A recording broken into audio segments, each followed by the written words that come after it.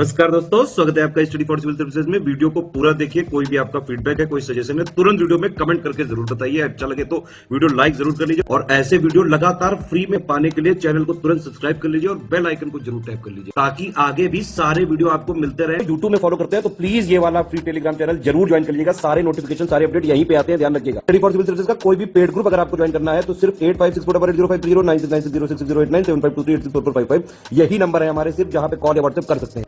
Instagram पे हमारा page जरूर फॉलो कर लीजिएगा, स्टडी फॉर सिविल .सर्विसेज है। ट्विटर पे हमको जरूर फॉलो कर लीजिएगा, @स्टडी फॉर सिविल्स है। नमस्कार दोस्तों, एक बार फिर से आपका बहुत बहुत स्वागत है स्टडी फॉर सिविल सर्विसेज में। और मैं एसके त्रिपाठी आज आप सभी के साथ जो हमारी daily current affairs news analysis की सीरीज है उसको यहां पर बाइलिंगुअल मैनर में कंटिन्यू करूंगा, कवर करूंगा। और जैसा कि आप लोग स्क्रीन में देख पा रहे होंगे कि ये जो आर्टिकल्स हैं वो गवर्नमेंट की जो भी लीडिंग जितनी भी इंपॉर्टेंट वेबसाइट्स हैं और जो लीडिंग न्यूज़पेपर्स हैं वहां से कलेक्ट किए जाते हैं, फिर आप लोगों को यहां पर उपलब्ध कराए जाते हैं जो आप लोगों के लिए स्पेशली फॉर यूपीएससी, सीएससी और जो उसके साथ ही जो आपके स्टेट पीसीएस के एग्जामिनेशंस होते हैं उनके लिए बहुत ही ज्यादा लाभदायी सिद्ध होगी ये सीरीज, प्रीलिम्स और मेंस दोनों के ही दृष्टिकोण से। तो आप लोग इस सीरीज को सतत रूप से देखें और इसका महत्तम लाभ भी अर्जित करें। साथ ही दोस्तों, अगर आपने इस वीडियो में 10,000 लाइक्स का टारगेट कंप्लीट किया तो आप लोगों को जो इसकी पीडीएफ है फ्री ऑफ कॉस्ट हमारे टेलीग्राम के चैनल पे उपलब्ध कराई जाएगी। उसके लिए आप हमारा टेलीग्राम का चैनल जरूर ज्वाइन कर लें, ठीक है ना। उसके साथ ही जो हमारा इंस्टाग्राम का पेज है उसे भी जरूर फॉलो कर ले। तो देखेंगे आज के टॉपिक्स को देखने जा रहे हैं। तो सबसे पहले वीर सावरकर जी के बारे में चर्चा है यहाँ पर, ठीक है। तो ठीक है, वीर सावरकर जी के बारे में आप लोगों को सब पता भी होगा। रिवॉल्यूशनरी जो फेज है हमारा राष्ट्रीय स्वतंत्रता संग्राम के अंतर्गत क्रांतिकारी जो चरण है उसके संदर्भ में आपने इनका नाम सुना होगा। कई सारी जो आपके संगठन है, जैसे एक गुप्त संगठन था अभिनव भारत, उस पर क्वेश्चन फ्रेम भी हो चुका है, इंपॉर्टेंट है। उसकी स्थापना से जुड़े हैं ये आपके हैं, तो ये देखेंगे हम लोग, ठीक है। 1857 की क्रांति को इन्होंने भारत का जो है पहला स्वतंत्रता संग्राम भी माना है ना। इस तरीके की चीजों के कारण बहुत फेमस पर्सनालिटी है, इसके बारे में जानना हम लोगों को आवश्यक है, ठीक है। अब इसके बाद हम जो नेक्स्ट यहाँ पर देखेंगे तो ये पर्सनालिटी बेस्ड क्वेश्चन आप हिस्ट्री में रख सकते हैं, जीएस पेपर 1। दूसरा नेशनल साइंस डे है, तो सीवी रमन जी की याद में इसको क्या किया जाता है, आयोजित किया जाता है, ठीक है ना, 28 फरवरी को। और उनको जो है रमन इफेक्ट के लिए जो है नोबेल पुरस्कार भी मिला था और साइंस के क्षेत्र में हमारा पहला भारत देश का क्या है वो नोबेल पुरस्कार। तो इसके बारे में देखेंगे हम लोग, ठीक है। हर साल 28 फरवरी को आयोजित किया जाता है, ठीक है। तो विज्ञान प्रौद्योगिकी वहां से संदर्भित है, थर्ड पेपर में रख सकते हैं, कंटेक्चुअल पार्ट है। उसके बाद एक्स धर्मा गार्डियन 2022 जो एक्सरसाइज है इंडिया और जापान के बीच में, वो देखेंगे हम लोग। अभी जो आपके वैश्विक स्तर पर जो टेंशन भी चल रही है, आप देख रहे हैं रशिया और यूक्रेन का मुद्दा, ठीक है ना। तो इस संदर्भ में हमको जो है अपना बाइलेटरल और मल्टीलैटरल जो रिलेशन है वो मेंटेन करने की आवश्यकता है और अपनी क्षमता के संवर्धन की भी आवश्यकता है ना, ठीक है। तो ये देखेंगे हम लोग, सेकंड पेपर का पार्ट है। उसके बाद चैतन्य महाप्रभु जी की चर्चा की गई है ना, भक्ति आंदोलन के संदर्भ में आप लोगों ने इनका नाम सुना होगा। भक्ति मार्ग के जो है ये वैष्णववाद के जो आपके वैष्णव संप्रदाय थे उनके वैष्णववाद के वैष्णवाइट्स में ये बहुत ज्यादा प्रोमिनेंट नेम है इनका, है ना। तो देखेंगे इनके बारे में भी हम लोग, ठीक है। और कीर्तन वगैरह जो है आप लोग सुनते हैं तो उनके जनक एक तरीके से यही माने जाते हैं, ठीक है। तो इसको भक्ति आंदोलन, ये भी जीएस पेपर 1 का पार्ट हो गया, आर्ट एंड कल्चर का। उसके बाद क्वायर बोर्ड की बात की गई है, तो इसको देखेंगे हम लोग। महिला क्वायर योजना वगैरह भी काफी पुरानी है, बहुत इंपॉर्टेंट भी है ना। तो इसको देखेंगे हम लोग, ये थर्ड पेपर का पार्ट है। जुडिशरी के बारे में चर्चा है कि कई सारे पेंडेंसी हमारे यहाँ लगातार बढ़ रही है, कोविड में भी बढ़ती जा रही है, वो तो प्रॉब्लम डिस्कस करेंगे हम लोग कि क्या सिस्टम है उसका, ठीक है। सेकंड पेपर का पार्ट है। उसके बाद एफएटीएफ की बात की गई है, फाइनेंशियल एक्शन टास्क फोर्स। तो मनी लॉन्ड्रिंग और टेरर फंडिंग जो होती है आपकी, टेररिस्ट जो फंडिंग गेन करते हैं तो वो ब्लैक मनी ही होती है, तो उसको चैनलाइज करने के लिए जैसे ड्रग्स की ट्रैफिकिंग होती है, ह्यूमन ट्रैफिकिंग होती है, मनी लॉन्ड्रिंग से फिर वो ब्लैक मनी को चैनलाइज करके सिस्टम में लाके वाइट मनी बनाया जाता है। इसीलिए तो उसको लॉन्ड्री बोलते हैं कि गंदे कपड़े जैसे लॉन्ड्री में जाते हैं और क्लीन होके आ जाते हैं, तो वहां भी ऐसे ही होता है। तो इन सब चीजों को एड्रेस करने के लिए उनके बारे में जो है देशों के बीच में जो है विभिन्न सरकारों के बीच में जो है वहां पर सामंजस्य स्थापित करने के लिए और उनको विनियमित करने के लिए किस तरीके का कानून बनाना है, किस तरीके की चीजों को जो है वहां पर लागू करना है, इसके लिए एफएटीएफ बनाया गया, थर्ड पेपर का पार्ट है। तो इसको यहां पर देखेंगे हम लोग। उसके बाद एनर्जी के बारे में चर्चा है, शक्ति पॉलिसी, कोल लिंकेज पॉलिसी, पुराने ही टॉपिक से जो है लगातार इवॉल्व होते रहते हैं, तो इसके बारे में देखेंगे हम लोग, कोल के बारे में। तो थर्ड पेपर का पार्ट ही है आपका। तो एनर्जी वाला जो टॉपिक है कोल से रिलेटेड वो देखेंगे हम लोग यहाँ पर, ठीक है ना। और यहाँ पर जो नेक्स्ट हमारा जो पहला टॉपिक है वीर सावरकर जी के बारे में, है ना। तो देखिए वीडी सावरकर जी उनका नाम है, तो यहाँ पर श्रद्धांजलि दी है हमारे प्रधानमंत्री जी ने, है ना, स्वतंत्रता सेनानी है ये हमारे, तो इन लोगों का बहुत बड़ा योगदान है। अब वो चाहे किसी भी मार्ग किसी भी धारा से हो, है ना, लेफ्टिस्ट हो, राइटिस्ट हो, क्रांतिकारी अप्रोच रखते हो वो लोग, चाहे आपके नरमपंथी हो, गरमपंथी हो, तो देखिए जितने भी आपके आयाम थे, जितने लोग भी कार्यरत थे, तो उनके साधन अलग अलग हो सकते हैं, लेकिन साध्य सबका एक था। वो क्या था? आपका देश को स्वतंत्र कराना, है ना, दैट वाज इंपॉर्टेंट, है ना। पॉलिटिकल इशू अलग होता है कि हम आइडियोलॉजी ये पसंद करते हैं, ये नहीं करते, वो आपका वैयक्तिक संदर्भ है कि आप किस आइडियोलॉजी को पसंद करते हैं, पर उस आइडियोलॉजी को आप दूसरे के ऊपर थोपेंगे नहीं। और यहाँ पर जो ओवरऑल सबका जो एम था वो एक ही था। क्या था एम?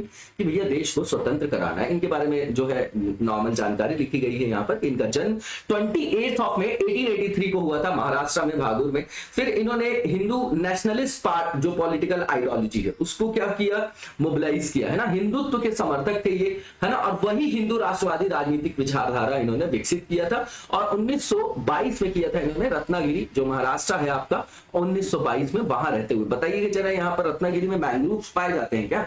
बताइएगा कमेंट बॉक्स में। तो ये जो है आपका, ये भी बताया जा रहा है यहाँ पर कि जो हिंदू महासभा की स्थापना हुई थी उसके ये प्रोमिनेंट पर्सनालिटी थे, प्रमुख व्यक्ति थे। इसके बाद इन्होंने कलेक्टिव हिंदू क्रिएट किया आइडेंटिटी, जिसमें एसेंस ऑफ भारत बोलते हैं ना, इंडिया और भारत, है ना। तो भारत जो शब्द है, भारत, है ना, तो ये एक तरीके से राष्ट्रवाद के विकास में भी सहायक हुई ये चीजें, ठीक है ना। उसके जो नेगेटिव इंपैक्ट है उस पर नहीं जाएंगे हम लोग। तो इन्होंने कलेक्टिव हिंदू आइडेंटिटी को क्रिएट किया, किस आधार पे? एसेंस ऑफ भारत, है ना। एसेंस मतलब क्या हो गया आपका? उसके सार के रूप में, ठीक है। इसके बाद ये एथीस्ट माने जाते हैं, है ना, ये आप एथीस्ट माने जाते हैं, नास्तिक है। अब इसको कोई आदमी देखता है कि यार वो नास्तिक, भगवान पूजा नहीं करता, या मतलब पूजा नहीं करते हैं, पूजा पाठ नहीं करते, सात्विक नहीं है, ये आपके कैसे हैं? भ्रष्ट आदमी है, इनका समाज में रहने। कई लोग ऐसा सोचते हैं, ऐसा नहीं है, ऐसा नहीं है। एथीस्ट जैसे भगत सिंह जी जब लिखते हैं अपना, जो उन्होंने ऐसे लिखा है कि why I am N atheist, आप जब उसको पढ़ेंगे तो हम एक नॉर्मल सी टेंडेंसी बना लेते हैं कि वो नास्तिक है। नहीं, उन्होंने उसमें लिखा है कि ऐसी रूढ़ियां, है ना, ऐसे कर्मकांड, ऐसा पूजा पाठ किस काम का जिससे लोगों के बीच में विभेदीकरण को प्रश्रय मिले और लोगों का शोषण किया जाए, जाति पाति जो है इस आधार पर जो भेदभाव वगैरह होता था। तो बोले कि अगर वही भगवान जो है इन सब रूढ़ियों के कारण है, इन सब शोषण के उपागम है, तो भैया मैं ऐसे भगवान को नहीं। तब उन्होंने अपने आप को वैसा बोला, ठीक है। तो प्रैग्मेटिक जो है वो अप्रोच थी उनकी, ठीक है ना, व्यवहारिक। यहां पर भी वही बताया जा रहा है कि जो हिंदू फिलॉसफी है वो आपकी उसके प्रैग्मेटिक जो है आपके क्या थे? ये अभ्यास करता थे, प्रैक्टिशनर थे, है ना। इसके बाद यहां पर बताया जा रहा है कि ये इंस्पायर्ड थे, लाल बाल पाल थे, ठीक है ना, जो आपके बंगाल विभाजन का टाइम है ना, 1900 से लेके 1905, फिर 1911 में जो है उसको वापस भी लेना पड़ेगा उनको, 1912 में दिल्ली दरबार होगा 11-12 में, है ना। तो ये जो है स्वदेशी मूवमेंट और इससे भी इंस्पायर्ड थे, बिल्कुल ठीक बात है। और यहाँ पर बोला जा रहा है कि इन्होंने किस तरीके से जो है भारत की स्वतंत्रता संग्राम में अपना जो है योगदान दिया। तो सबसे पहली चीज ये है कि इन्होंने क्रांतिकारी तरीकों को अपनाया, रिवॉल्यूशनरी फेज से रिलेटेड है, और उसके आधार पर इन्होंने एक जो है कई सारी जो है आपके संगठन की स्थापना की, जैसे अभिनव भारत जो गुप्त संगठन था, क्रांतिकारियों से रिलेटेड था। अब इसके बाद इन्होंने फ्री इंडिया सोसाइटी जो है उसकी भी स्थापना किया। उसके माध्यम से करते क्या थे? स्टूडेंट्स के दिमाग में, उनके मन में जो है आपके क्या अवेयरनेस लाना और उनको जो है प्रमोट करना, उनको क्या प्रोत्साहित करना, मोटिवेट करना कि वो संगठित होकर भारत की स्वतंत्रता संग्राम में अपनी सक्रिय भूमिका का निर्वहन करे, ठीक है ना। इन्होंने जो है ये भी लिखा है, जिस किताब का नाम बहुत फेमस है, the war of Indian independence, है ना, history of the war of Indian independence. तो इसमें इतिहास भी लिखा उन्होंने भारतीय स्वतंत्रता संग्राम का। इसके बाद इनको जो है इन्होंने ये भी बताया कि ब्रिटिश शासन की जो भी अन्यायपूर्ण जो भी डायमेंशंस थे, किस तरीके से दमनकारी नीतियां थी, उनकी खुले तौर पे जो है इन्होंने आलोचना की। और 1857 की क्रांति को इन्होंने भारत का प्रथम जो है स्वतंत्रता संग्राम भी बताया है, ठीक है। इसके बाद इनको जेल वगैरह हो गई थी क्रांतिकारी जो आपकी एक्टिविटीज के कारण, ठीक है। तो उन्हें 50 साल की कैद की सजा सुनाई गई थी ना, जो उनको सजा दी गई थी। 1911 में अंडमान निकोबार द्वीप में जो है सेलुलर जेल में इनको भेजा गया था। नॉर्मल सी जानकारियां हैं ये सब, है ना। और ये जो है सपोर्ट करते थे कि हिंदी को जो है पूरे राष्ट्रभाषा के रूप में प्रयोग किया जाए, ठीक है ना। अब ये हमेशा जो जातिगत, जो समाज की जाति से संदर्भित और जो समाज की ऐसी कुरीतियां थी जो हमारे समाज को ही बांटे हुए थी, तो वैसी चीजों के अगेंस्ट थे ये, जैसे अनटचबिलिटी है, है ना। उसके बाद कास्ट बेस्ड जो आपका डिस्क्रिमिनेशन है। इसके बाद इन्होंने यहाँ पर ये बताया 1904 में इन्होंने अभिनव भारत सोसाइटी की स्थापना की थी। वीडी सावरकर जी ने अपने भाई के साथ मिलकर, जो उनके भाई जी का नाम है वो आपका गणेश दामोदर सावरकर था। ठीक है, इसके बाद ये हिंदू महासभा के प्रेसिडेंट भी बनते हैं 1987 में। इसके बाद नेक्स्ट जो हमारा आर्टिकल है नेशनल साइंस डे, तो मैंने पहले ही बताया कि सीवी रमन जी के जो है जन्मदिन के लिए, जो है जन्मदिन के लिए नहीं, समझिएगा ध्यान से सुनिएगा, कि जो सीवी रमन जी ने जो खोज की थी रमन इफेक्ट, ठीक है ना, उसके बारे में आप लोगों को पता होगा। तो 28 फरवरी को ये जो है क्या किया जाता है, हर वर्ष मनाया जाता है। 1986 में गवर्नमेंट ऑफ इंडिया ने इसको जो है ऐसा रिकॉग्नाइज किया था नेशनल साइंस डे के रूप में। ठीक है, अब जो डिस्कवरी इन्होंने की रमन इफेक्ट की, उसके अंतर्गत ही इनको जो है नोबेल पुरस्कार भी मिला, जो भारत को साइंस के क्षेत्र में पहला नोबेल पुरस्कार है। ठीक है, इसके बाद जो है आपका यहां पर बताया जा रहा है कि जो थीम है इस साल की नेशनल साइंस डे 2022 की, वो integrated approach in science and tech for sustainable future. हर जगह सस्टेनेबल डेवलपमेंट की बात की जा रही है, यहाँ पर भी वो वर्ड ऐड किया गया है। इसके बाद जो आपका चंद्रशेखर वेंकट रमन है उनके बारे में बताया जा रहा है, सीवी रमन के बारे में जानकारी है कंटेक्चुअल की। ये जो है आपके तमिल ब्राह्मण थे और 1907 से 1933 के बीच में ये Indian association for the cultivation of science में जो है इन्होंने काम भी किया है। 1986 की बात किया जाए तो जो हमारी साइंस एंड टेक की जो कम्युनिकेशन काउंसिल थी, संचार परिषद, उसमें क्या किया कि 28 फरवरी को राष्ट्रीय विज्ञान दिवस के रूप में उसने क्या किया, उसको डेजिग्नेट किया कि भैया अब 28 फरवरी को हम मनाएंगे इस तरीके से राष्ट्रीय विज्ञान दिवस के रूप में। ठीक है, तभी से जो है सरकार ने इसे स्वीकार किया और इसको जो घोषित किया, और पहला जो ये मनाया गया था नेशनल साइंस डे वो 28 February 1987 में मनाया गया था। अब रमन इफेक्ट होता क्या है तो समझिएगा कि इसमें जैसे मान लीजिए कि कोई जो लाइट आती है पृथ्वी पर, जिसको प्रकाश बोलते हैं, वो फोटॉन्स के माध्यम से आती है। फोटॉन का मतलब समझिए छोटे छोटे जो आपके बंडल्स होते हैं उसमें आता है ना। E = hc mu by lambda आप लोगों ने पढ़ा होगा, तो आप समझिएगा यहाँ पर ये बोला जा रहा है कि इसमें चेंज देखा जाता है वेवलेंथ में, है ना। लाइट की वेवलेंथ होगी तो उसमें जो चेंज देखा जाता है वो कब होता है, तो जब प्रकाश की जो किरण है, बीम जो होती है लाइट्स की, वो डिफ्लेक्ट होती है मॉलिक्यूल्स के द्वारा। ठीक है, अब जब ये लाइट बीम होती है और ट्रेवल करती है, जो डस्ट फ्री, आपका डस्ट फ्री मतलब धूल कण नहीं है वहां पर, मिनिमम है, बिल्कुल खत्म तो नहीं हो सकते, तो ट्रांसपेरेंट सैंपल है ना, ट्रांसपेरेंट है वो आपका। ठीक है, तब ये जब धूल रहित पारदर्शी माध्यम में जब ये जाएगी तो जो लाइट का एक छोटा सा पार्ट होगा, स्मॉल फ्रैक्शन होगा, है ना, वहां पर डायरेक्शन जो होगा उसका अलग होगा। किससे, कि जो लाइट आ रही जिसको इंसिडेंट बोलते हैं और फिर रिफ्लेक्शन बोलते हैं, तो जो आपतित प्रकाश की दिशा से उसके डायरेक्शन में क्या भिन्नता देखी जाती है। ठीक है, और उसके अलावा देखेंगे तो जो मैक्सिमम पार्ट है, जो स्कैटरिंग हो रही है, जो स्कैटर्ड लाइट है, उसकी वेवलेंथ अनचेंज रहती है, और स्मॉल जो पार्ट रहता है उसकी वेवलेंथ थोड़ा सा डिफरेंट रहती है। इसी इंसिडेंट को क्या बोला जाता है, रमन इफेक्ट। और ये किस कारण से होता है, रमन इफेक्ट के कारण होता है ना। इसको बिल्कुल नॉर्मली देखना है, इसमें पीएचडी नहीं करनी है हमको साइंस वाले टॉपिक्स में। ठीक है, तो हमको बिल्कुल नॉर्मल देखना है, और ये आएगा भी तो प्रीलिम्स में आएगा आपका। ठीक है, स्टेट पीसीएस वगैरह में मेन से पूछा जाता है ना, तो देख जाएगा, इंपॉर्टेंट चीज है आप लोगों के लिए। ठीक है, अब यहाँ पर एक्सरसाइज के बारे में बताया जा रहा है, तो एक्स धर्मा गार्डियन 2022 है, तो प्रीलिम्स के लिए ज्यादा इंपॉर्टेंट है हमारे लिए, और जब मेंस लिख रहे हैं तो हम एज ए एग्जांपल इसको कोट कर सकते हैं। तो ज्वाइंट मिलिट्री एक्सरसाइज है एक्स धर्मा गार्डियन 2022, भारत और जापान के बीच में है। ठीक है, उसके बाद यहां पर ये कहां आयोजित किया जा रहा है ये पता होना चाहिए, तो कर्नाटक है जो आपका बेलगाम, यहीं पे पहली बार जो है केवल एक ही जो आपका आईएनसी, जिसको हम इंडियन नेशनल कांग्रेस बोलते हैं, तो उसकी बैठक की अध्यक्षता एक ही बार करेंगे गांधी जी। कब करेंगे, किस सन में, 23 में करेंगे कि 24 में, वो जगह आपकी बेलगाम कर्नाटक ही होगी, है ना, बेलगांव बोला जाता है उसको, तो बेलगाम कर्नाटक है। तो अब यहाँ पर बोला जा रहा है कि ये किस तरीके का इवेंट है, तो भैया वार्षिक है, ये भारत और जापान के बीच जो है संयुक्त जो है सैन्याभ्यास है आपका, एक तरीके से, है ना, सैन्याभ्यास है आपका, सेनाओं के बीच में अभ्यास है। ठीक है, और ये 2018 से जो है कंडक्ट किया जाता है। ठीक है, भारत में।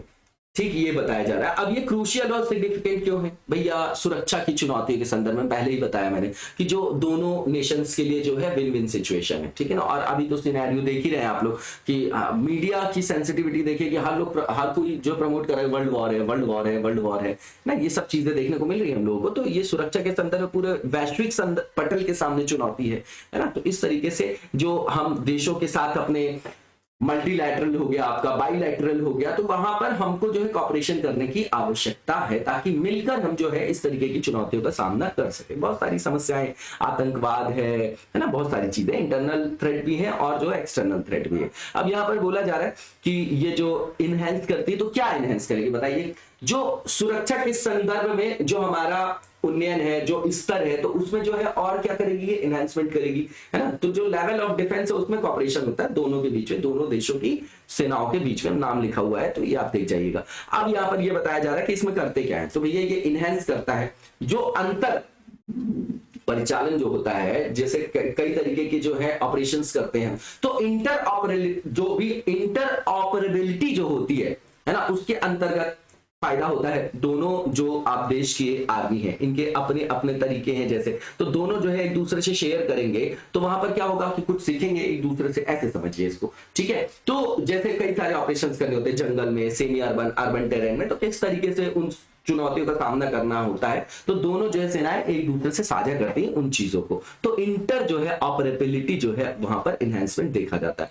अब ये जो है 12 दिन लंबी एक्सरसाइज है, ये सब याद नहीं करना है हमको कि कितने दिन जो है, 12 दिन है, 13 दिन है। अब इसमें किस तरीके की चीजों को इंक्लूड किया गया है, तो जैसे हाउस इंटरवेंशन ड्रिल्स है, रेड है, इसमें जैसे टेररिस्ट वगैरह का कैंप वगैरह है उनको पकड़ना, है ना। और उसके अलावा जो है सेमी अर्बन टेरेन में किस तरीके से जो है वहां पर हमको सुरक्षा के आयामों को सशक्त करना है ना। कॉम्बैट किस तरीके से करना है, फर्स्ट एड क्या है, अनआर्म्ड कॉम्बैट कैसे करना है, क्लोज क्वार्टर कॉम्बैट कैसे करना है, तो सारे आयामों को यहाँ पर क्या किया जाएगा, समझा जाएगा, उनकी प्रैक्टिस की जाएगी एक दूसरे के साथ, और उससे जो संभावित खतरे हैं उनको बेअसर कर सके हम, वैसा जो है वहां पर सामरिक अभ्यास वगैरह करेंगे, ठीक है।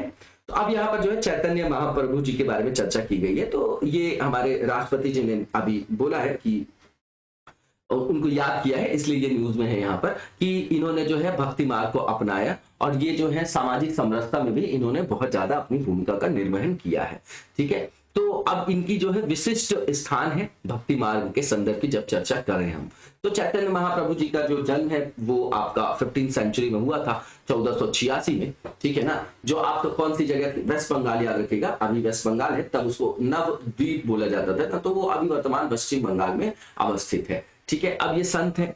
अब भक्ति आंदोलन के बारे में आप लोगों ने पढ़ा होगा, अब ये बहुत इंपॉर्टेंट है हमारे मेंस के पर्सपेक्टिव से भी और प्रीलिम्स के भी, है ना। जैसे राम भक्ति शाखा, प्रेम मार्गी धारा अलग थी, भक्ति धारा अलग थी, योग मार्ग अलग था, है ना। तो ये सब जो है चर्चाएं जो देखी जाती, तो भक्ति आंदोलन जो है ये अपने आप में इंपॉर्टेंट टॉपिक है, इसको पूरा रिवाइज कर जाइएगा आप लोग, है ना। और ये भी इंपॉर्टेंट है बहुत ज्यादा एज अ पर्सनैलिटी। तो ये लॉर्ड कृष्णा की वर्शिप करते थे, ठीक है, और कीर्तन वगैरह करना, है ना, नृत्य वगैरह, उसके माध्यम से भगवान कृष्ण की पूजा करने की नई विधा जो इन्होंने निकाला, है ना, जैसे कीर्तन हो गया, नृत्य हो गया, तो इससे बंगाल में जो है वैष्णववाद जो है बहुत तेजी से प्रसारित हुआ, और उसका बहुत बड़ा जो है प्रभाव वहां पर देखने को मिला, ठीक है। अब ये जो वेदांतिक हमारा दर्शन, वेदांत, वेदों का अंत, वेदांतिक जो फिलॉसफी है, उसके अंतर्गत जो अचिंत्य भेदा अभेदा तत्व है, भेद अभेद ऐसा समझिए, आत्मा और जीव, इसके बीच में हमेशा डिबेट चलती रहेगी, ये एक है, अलग है, किस तरीके से है,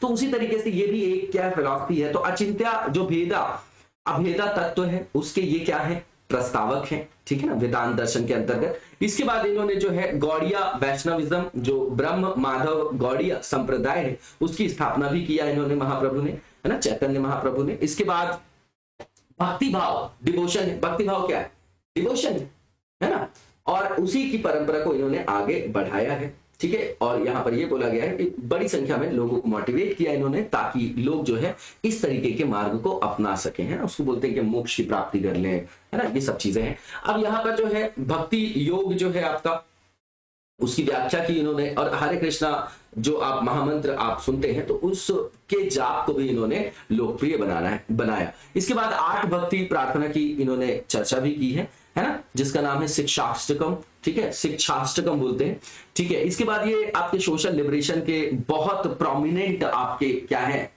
व्यक्तित्व है, पर्सनालिटी, इन्होंने जो है सामाजिक एकीकरण को भी बढ़ाया। पहली चीज, कास्ट सिस्टम के विरोधी थे ये आपके, और यूनिवर्सल ब्रदरहुड जो है उस फिलॉसफी के ये क्या थे, प्रमोटर थे, है ना। तो ये सब इंपॉर्टेंट चीजें हैं। अब इसके बाद इन्होंने ये भी बोला कि जो पुरोहित वर्ग है या उनका जो वर्चस्व है, भगवान के संदर्भ में बात कर रहे हैं, कर्मकांडों के संदर्भ में बात करें, तो ऐसे समारोहों का इन्होंने विरोध भी किया था। और इनके जो बर्थडे को सेलिब्रेट किया जाता है गौरा पूर्णिमा के दिन, ठीक है, इसी, और इनको जो है नीम के पेड़ के नीचे इनका जन्म हुआ था, ऐसा माना जाता है, तो उनको निमाई वगैरह भी बोला जाता है। अब कॉयर बोर्ड की बात करें, एमएसएमई सेक्टर के अंतर्गत है।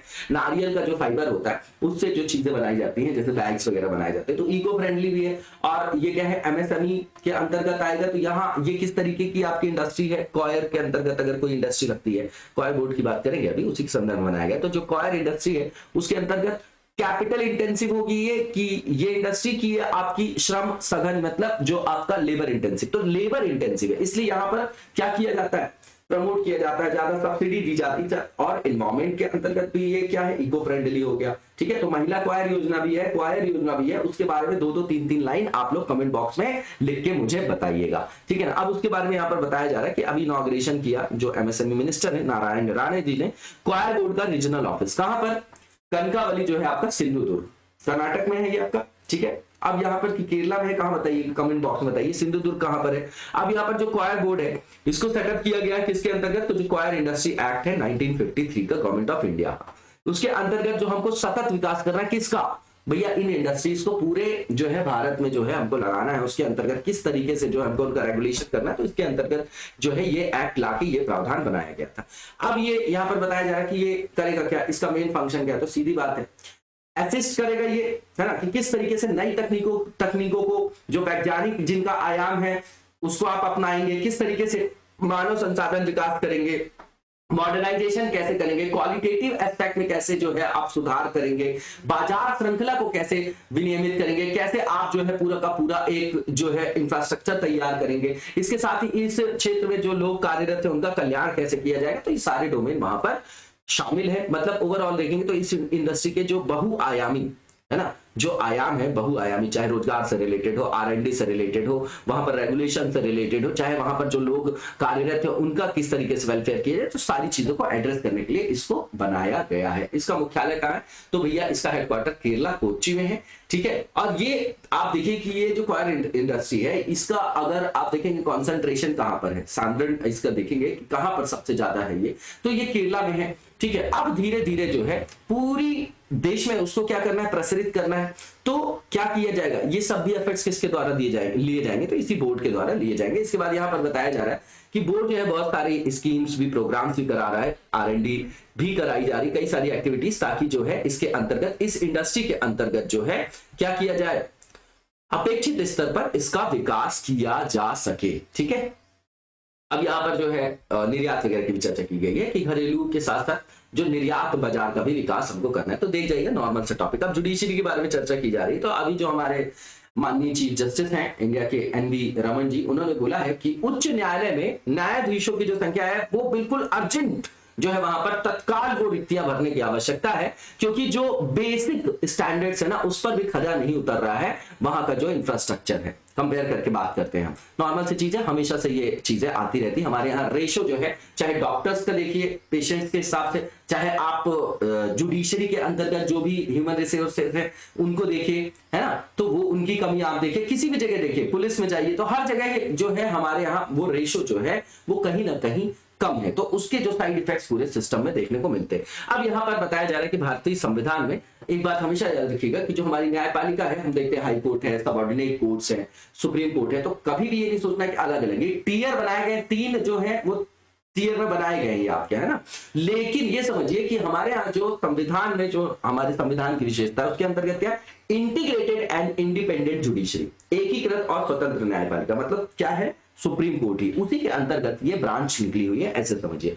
अब इसके शीर्ष पे सर्वोच्च न्यायालय है, उसके बाद हाई कोर्ट है, और उसके बाद आपका क्या है, निचली अदालतें हैं, ठीक है। लेकिन बताया जा रहा है कि लगातार 2 लॉकडाउन हुए तो उससे और भी ज्यादा मामले लंबित हो गए, तो भैया पहले से भी लंबित थे और अभी भी लंबित है। ऊपर से जो आप रोज के रोज जो है डेट बढ़ा देते हो उससे भी समस्या है ना। डेट बढ़ाने की जो हमारी जुडिशरी में समस्या है वो एक बहुत बड़ी समस्या है, ठीक है ना। अभी देखेंगे बाकी सब चीजों की हम चर्चा करेंगे। सारा टॉपिक हमने पहले भी चर्चा किया है। ये यहाँ पे कुछ डेटा ही अपने पास रखना है हम लोगों को। जैसे नेशनल जुडिशियल डेटा ग्रिड, उसके अनुसार ये बोला जा रहा है कि 2006 में जो हमारा जुडिशियल सिस्टम है, वहां पर जो जुडिशरी में हमारे पेंडिंग केसेस हैं कोर्ट सिस्टम में, वो लगभग 2.92 करोड़ थे 2006 में। अब 2021 में क्या हो गया, 4.49, है ना। एफडी में जैसे डबल हो जाते हैं उस तरीके से ये भी जो है लगातार बढ़ते जा रहे हैं, और ये तो इनका डेटा है, और भी ये ज्यादा हो सकता है, ठीक है ना। और बोला जा रहा है कि पिछले एक वर्ष में तो इसमें नए जो केसेस ऐड हो गए हैं वो 51 लाख हो गए, और पिछले 6 मंथ में 23 लाख केसेस हो गए, ठीक है।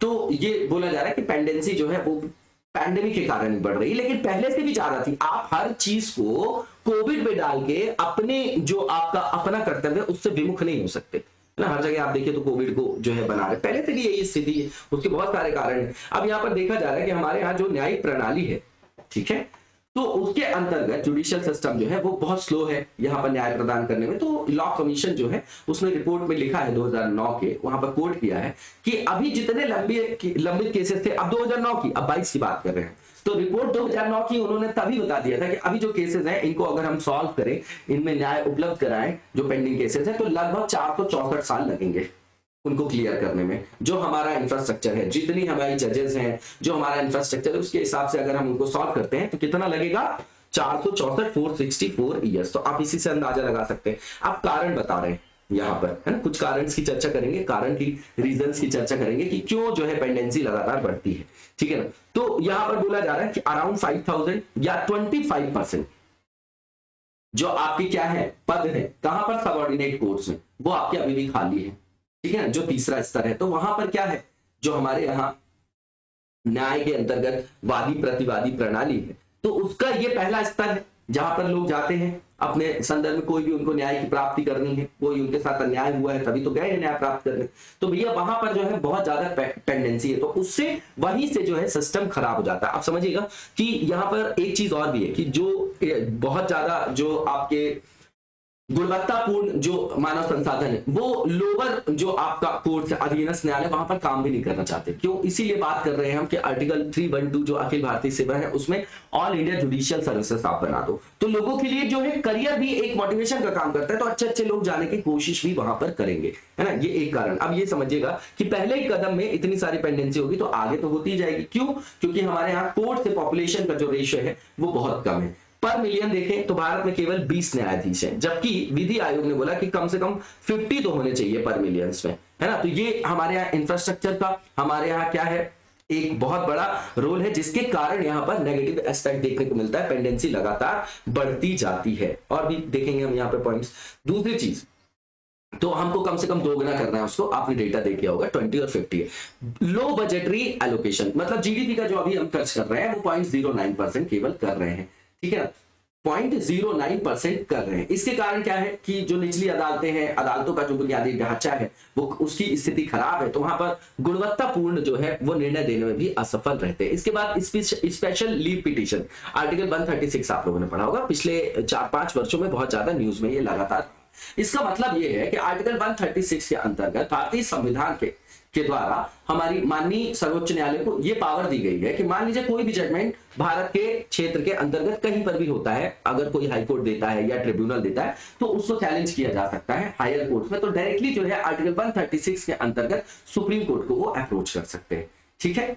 अब इसके कारण क्या होता है, बहुत सारे निर्णय है उसको क्या कर दिया, अप्रोच कर दिया वहां पर सुप्रीम कोर्ट में, तो पेंडेंसी जो है उसके कारण भी बढ़ रहा है। तो इसके पॉजिटिव इंपैक्ट भी है, नेगेटिव भी। तो एक रीजन हम लिख सकते हैं ये भी, ठीक है, क्योंकि डायरेक्टली यहां पर एक्सेस मिल जाता है सुप्रीम कोर्ट के लिए। अब यहां पर यह बताया जा रहा है कि अभी जितने लंबित मामले हैं, है ना, तो सर्वोच्च न्यायालय में लगभग 40% जो लंबित मामले हैं, तो ये बोल रहे हैं कि उसका मेन रीजन क्या है, जो आपका स्पेशल लीव पिटीशन है, ठीक है। इसके बारे में देख जाएगा, इंपॉर्टेंट टर्मिनोलॉजी है। अब इसके बाद जो है इशू जो हो रहा है, लगातार इशू कर देते हैं कि भैया नेक्स्ट डेट, तारीख पे तारीख, जो डायलॉग भी है बहुत फेमस, तो उसके कारण भी है लगातार जो है हमारे यहाँ पेंडिंग्स बढ़ती जा रही है। और अभी क्या हो रहा है कि यहाँ पर जो मैक्सिमम टाइम है, मैक्सिमम आप कंट्रीज में देखेंगे तो न्यायपालिका के लिए ये बोला जाता है कि अधिकतम 90 दिन जो है स्थगन की अनुमति देते, कि आप तब तक जो है स्थगित कर सकते हैं, लेकिन उसके बाद आपको प्रक्रिया का पालन करना है और वहां पर निर्णय वगैरह देना है और अपने केस को कंटिन्यू करना है। लेकिन यहाँ पर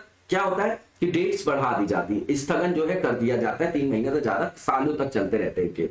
तो उस दौरान क्या होता है कि पेंडेंसी और बढ़ जाएगी, नॉर्मल सी चीज है। और निर्णय देर से मिलना भी एक क्या है, जो न्याय है आपको देर से मिला तो वो भी अन्याय है, ठीक है ना। आर्टिकल 21 का भी ब्रीच है, अभी सब देखेंगे। तो यहाँ पर ये भी बोला जा रहा है कि इसका एक मेजर रीजन ये है कि बहुत सारे केसेस की जो पक्षकार है, एक बहुत बड़ा जो आपका परसेंटेज है वो सरकार के खिलाफ ही केसेस है, ठीक है ना। 46% से अधिक जो है केसेस केंद्र और राज्य सरकारों के लिए है ना, भारतीय न्यायालयों में लंबित है। ये आंकड़े हैं आपके, जो आंकड़ा है ये आप किसका आंकड़ा है, डेटा, ये जो है डेटा फ्रॉम लीगल, ये डेटा जो है legal information management and briefing system का है, क्लियरली शो कर रहा है, तो हमको डेटा डालना है वहां पर, ठीक है। अब यहाँ पर मान लीजिए कि इसमें से मैक्सिमम केसेस सर्विसेज से रिलेटेड है, जबकि आर्टिकल 323 के अंतर्गत देखेंगे तो वहां हमने ट्रिब्यूनल की बात की थी, सब क्लॉज ए और सब क्लॉज बी। तो सब क्लॉज ए के अंतर्गत प्रशासनिक ट्रिब्यूनल भी बनाया गया है, कैट की जिसकी आप बात करते हैं, लेकिन तो भी वहां के जो निर्णय आते हैं उनको भी चुनौती दे दी जाती है सर्वोच्च न्यायालय में। इसके बाद पुलिस भी कहीं ना कहीं जो है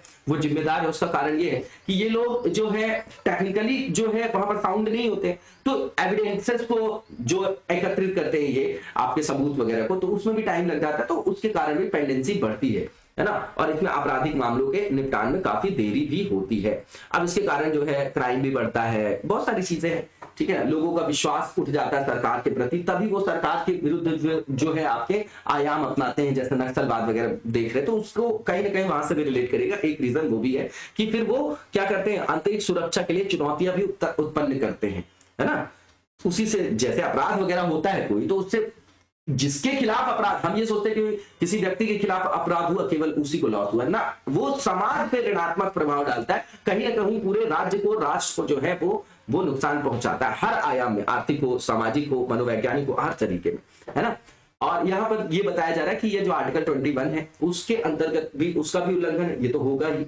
दूसरी चीज, लोगों में जो है वो जागरूकता लगातार बढ़ रही है, तो अब वो किसी तरीके से देखिए 1990 के बाद आप देखेंगे तो लगातार जो है अधिकारों के प्रति जागरूकता बढ़ी, तो अधिकारों की मांग भी बढ़ी, है ना। हम राइट टू लाइफ की बात कर रहे थे, अब हम राइट टू प्राइवेसी की बात कर रहे हैं, जो लगातार चर्चा में था, तो उसको एंश्योर भी किया जा रहा है, ठीक है ना। ये सब चीजें आप देखिएगा, ठीक है। तो यही बोला जा रहा है कि उसके कारण ही कहीं ना कहीं जो है पेंडेंसी बढ़ रही है, लेकिन वो तो पॉजिटिव चीज है। इसके बाद यहाँ पर ये बोला जा रहा है कि इंपैक्ट क्या होगा, तो सीधी बात है कि मैंने पहले ही बोला कि अगर जस्टिस डिले हो गया तो वो जस्टिस डिनाइड कहा जाता है, ठीक है। अब रूल ऑफ लॉ जो है, विधि का जो शासन है हमारे अंतर्गत, ये हमारी क्या है, बेसिक स्ट्रक्चर का पार्ट है कॉन्स्टिट्यूशन का। तो जो रूल ऑफ लॉ है, जो विधि का शासन है, उसके एसेंस को भी ये क्या करता है, कहीं ना कहीं उस पर भी नेगेटिव इंपैक्ट डालता है, ठीक है। अब है ना, तो इसके लिए क्या है, जरूरी कि पेंडेंसी ना रखें, पेंडेंसी को as soon as possible clear करें। अब स्पीडी ट्रायल जो है ये आपका पार्ट है, न्याय जल्दी उपलब्ध कराया जाए, त्वरित उपलब्ध कराया जाए, तो ये आर्टिकल 21 का के अंतर्गत ये क्या है, एम्बेडेड है, तो उसके भी क्या बोलते हैं कि पेंडेंसी हो गई तो उसका भी ये वायलेशन है। इसके बाद जो वीक जुडिशरी है, इसका सीधा नेगेटिव इंपैक्ट पड़ता है किसमें, हमारे सामाजिक विकास में। क्यों, क्योंकि ये सीधा सीधा लीड करेगा, जब अन्याय मिलेगा, किसी के खिलाफ क्राइम हो रहा है, तो हर तरीके का उससे शोषण होता है, लोअर पर कैपिटा इनकम तो होगी ही, इससे पॉवर्टी भी ज्यादा बढ़ेगी, है ना, क्राइम रेट्स भी बढ़ेंगे, यहाँ पर जो पब्लिक इंफ्रास्ट्रक्चर है वो भी कम होगा, तो ओवरऑल जो है पूरे राष्ट्र को इससे नुकसान है, ठीक है ना। अब यहाँ पर लोगों को 10-10, 20-20 साल वेट करना पड़ता है, ठीक है ना, अपने न्याय को प्राप्त करने। बहुत सारे केसेस आप देख लीजिए 20-20 साल से चल रहे हैं, ठीक है, तो उसमें कोई निर्णय ही नहीं आ रहा है ना। अब वो कोई दोषी है नहीं, अब पता चला कि बिना दोषी बने भी उसको जेल में रहना पड़ गया 10 साल, उसके बाद उसको पता चला कि नहीं आप जो है आप फ्री हैं, आपके ऊपर ये जो है ये गलत लगाया गया था जो चार्ज है, तो भैया उसका तो जीवन आपने जो है नष्ट कर दिया ना। ये सब चीजें हैं, इसके कारण जो है अगर पेंडेंसी बढ़ती तो फाइनेंशियल बर्डन भी बढ़ता है। क्यों, क्योंकि उनको रखना तो जेल में है ना। अब जेल में भी इंफ्रास्ट्रक्चर की अभी जो है हमारा पुलिस प्रशासन के अंतर्गत देखेंगे तो जेल वगैरह के अंतर्गत भी देखेंगे तो अवसंरचना जो है पर्याप्त मात्रा में उपलब्ध नहीं है, तो वहां पर अगर ज्यादा लोग हो जाएंगे तो वहां पर उनके मानवाधिकारों का उल्लंघन होगा, ये भी बताया जा रहा है यहाँ पर, है ना, डिले के कारण। ये सब है क्या है, ये आपका ये रीजन है कि अपने आप जो है यहाँ पर देख सकते हैं, बिल्कुल नॉर्मल से रीजन से, ठीक है ना। अब यहाँ पर ये भी बोला जा रहा है कि कई सारे केसेस में लोगों ने अपना आधा जीवन जेल में निकाल दिया, उसके बाद कोर्ट ने उनको क्या बोला कि आप दोष मुक्त हैं, तो भैया उनका जीवन तो खत्म हो गया ना, आपके पास टाइम हो या नहीं, उन पर आपने किसी का जीवन खराब कर दिया। इसके लिए जो है कई एनजीओज वगैरह भी काम कर रहे हैं, है ना। अब यहाँ पर जो है मतलब मानवाधिकारों के संरक्षण के लिए जो जेल वगैरह में, क्योंकि है तो वो भी इंसान ना, ठीक है।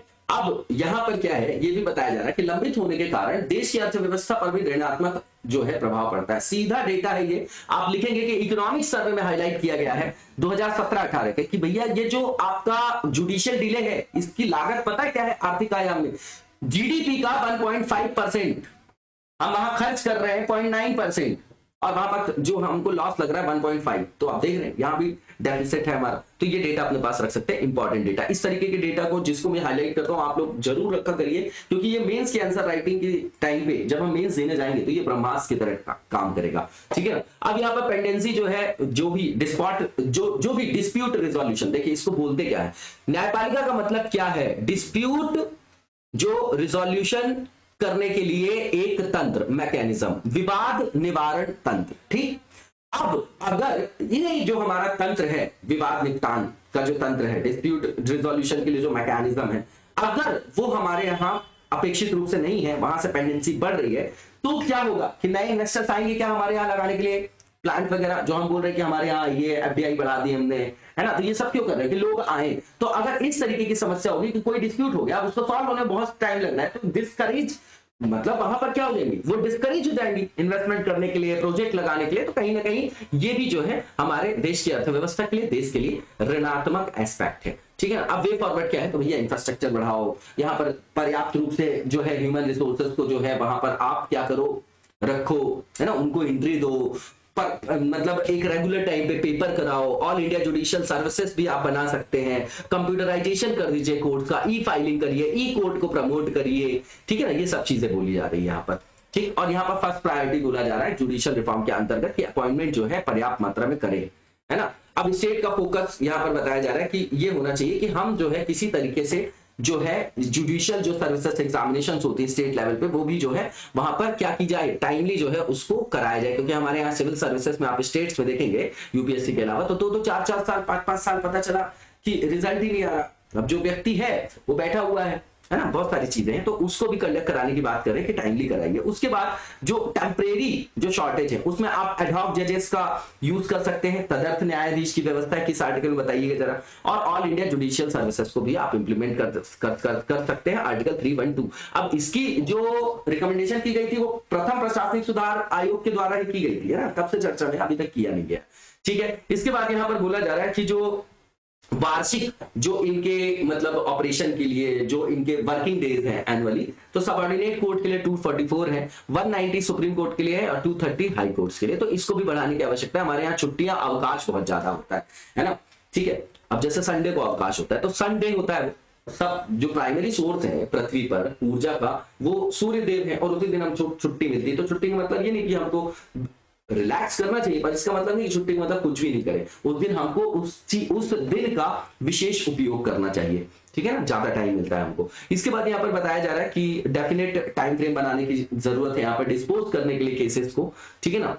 इसमें एनुअल टारगेट दीजिए आप, है ना, उसके लिए फिर एक्शन प्लान भी बनाइए जुडिशरी के अंतर्गत, सबऑर्डिनेट जुडिशरी हो चाहे हाई कोर्ट हो, सारी चीजों के लिए बात कर रहे हैं, है ना, तीनों टीयर के लिए। इसके बाद टेक्नोलॉजी का यूज कर सकते हैं, जैसे ई फाइलिंग वगैरह है, तो उससे मॉनिटरिंग जो होगी, सुपरविजन जो होगा वहां पर, है ना, जैसे वहां पर मान लीजिए कि नियंत्रण करना है, ट्रैक करना है केसेस को, तो ऑनलाइन किया जा सकेगा। तो उससे क्या होगा, ई गवर्नेंस की बात आ गई, ट्रांसपेरेंसी इंश्योर होगी, अकाउंटेबिलिटी इंश्योर होगी, इनहैंस होगी, तो वो चीजें हैं यहाँ पर देख जाइएगा, नॉर्मल सी चीज।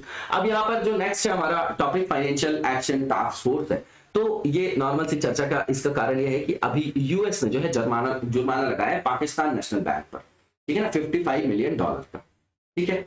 आप समझिएगा कि ये टास्क फोर्स से समझ में आ रहा है एक्शन लेने के लिए फाइनेंशियल डोमेन होगा, है ना, G7, G20, G4 ये सब चर्चा में सुनते होंगे। तो G20 वगैरह सबसे जो इंपॉर्टेंट आपका क्या है, वित्तीय संदर्भ में सबसे इंपॉर्टेंट बॉडी है ना, इंपॉर्टेंट संस्था है। तो ठीक है, अंतरराष्ट्रीय जो वित्तीय स्थिरता है उसको बनाए रखने के लिए जो है इस तरीके की संस्थान को बनाया गया, जैसे G20 जिसको आप जानते हैं, उसी के अंतर्गत जब G7 को भी जानते हैं, तो ये इनिशिएटिव किसका है, तो भैया 1989 में G7 कंट्रीज के द्वारा लिया गया। पहली चीज, कैसा ऑर्गेनाइजेशन होगा, विभिन्न देश हैं इसलिए क्या बोलेंगे, अंतर सरकारी, इंटर गवर्नमेंटल ऑर्गेनाइजेशन।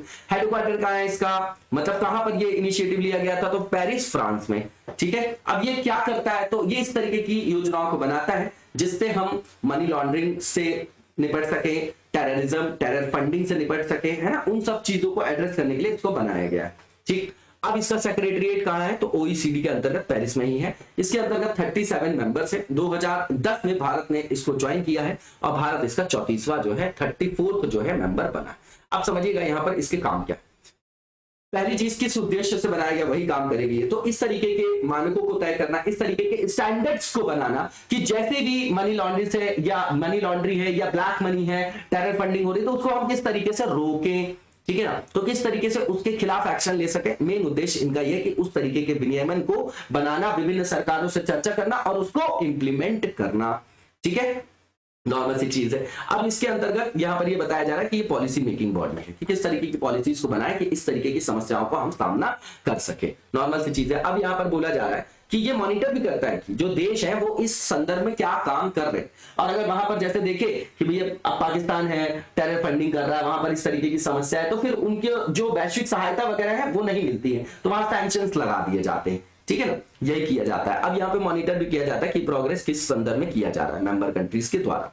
अब ये जैसे समझिएगा कि अंतरराष्ट्रीय सम्मेलनों को लागू करना है ना, किसके संदर्भ में? मनी लॉन्ड्रिंग से रिलेटेड, टेरर फंडिंग से रिलेटेड, है ना, उससे संदर्भित जो आय है उसको किस तरीके से जब्त किया जाए, तो है ना, तो उस तरीके के सम्मेलनों को यहाँ पर लगातार आयोजित किया जाता है और सरकारों के द्वारा मिलकर सरकार जो है आपस में म्यूचुअल जो है आपकी अंडरस्टैंडिंग और कॉपरेशन के द्वारा इस तरीके की समस्याओं का समाधान करने के लिए आयामों को वहां पर संपृक्त करते हैं। इसके बाद यहाँ पर फाइनेंशियल इंटेलिजेंस यूनिट बनाई गई है। क्यों बनाया गया होगा? ताकि वहां पर जो है हमको डेटा मिल सके लोगों के बारे में कि जो भी ट्रांजैक्शन हो रहे हैं, अगर उसमें किसी भी तरीके का ये दिखाई देता है कि वहां पर कोई ना कोई संदेह दिखाई देता है, तो वहां पर वो डेटा जो है ये यूनिट कलेक्ट करती है, तभी तो एक्शन लेगी। इसके बाद कॉपरेशन करते हैं यहाँ पर जो भी इन्वेस्टिगेशन हो रहा है, प्रोसिक्यूशन हो रहा है मनी लॉन्ड्रिंग वगैरह से रिलेटेड, है ना, ब्लैक मनी से रिलेटेड, तो यहाँ पर कॉपरेशन किया जाता है इसके द्वारा, है ना, अंतरराष्ट्रीय संदर्भ में बात कर रहे हैं। अब इसके बाद यहाँ पर बताया जा रहा है कि 2000 के बाद